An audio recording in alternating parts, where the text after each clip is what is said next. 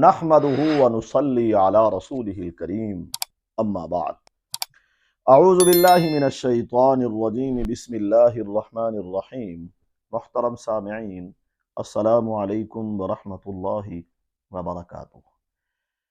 رسول اللہ صلی اللہ علیہ وسلم نے ارشاد فرمایا، کوئی بھی بیماری یا دکھ تکلیف صدقے کی دیوار کو کراس کر یا پھلانگ کر کے آپ تک نہیں پہنچ سکتی۔ مطلب یہ، جب آپ صدقہ کرتے ہیں اللہ کے راستے میں تو وہ صدقہ دیوار کسی طرح رکاوٹ بن جاتا ہے، آپ تک کسی پریشانی، دکھ یا تکلیف کو نہیں آنے دیتا۔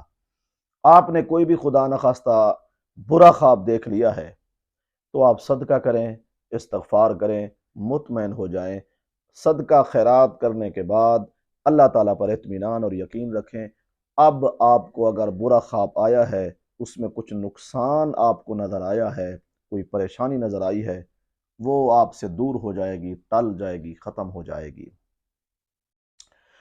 آپ نے اگر کسی نے خواب کے اندر ابابیل کو اپنے ہاتھ کے اندر مرتے دیکھا ہے کہ مر گیا ہے، ابابیل پرندہ، خدا نخواستہ کسی سے جدا ہونے یا اپنے کسی عزیز یا رشتہ دار کے فوت ہونے یا بہت بڑی کسی مصیبت یا پریشانی آنے کی بھی دلیل ہو سکتی ہے۔ واللہ اعلم۔ کوئی بھی آپ کسی کو خواب کے اندر فوت شدہ دیکھیں، انتقال کی خواب میں خبر سنیں، کوئی بھی بڑا پریشانی والا خواب آپ دیکھیں کسی بھی قسم کا، صدقہ کریں، توبہ استغفار کریں، مطمئن ہو جائیں۔ اللہ تعالیٰ آسانی فرمانے والے ہیں۔ واللہ اعلم۔ اللہ تعالیٰ ہمارے خوابوں کو ہمارے لیے باعث رحمت اور برکت بنائیں۔ وآخر دعوانا ان الحمد للہ رب العالمین۔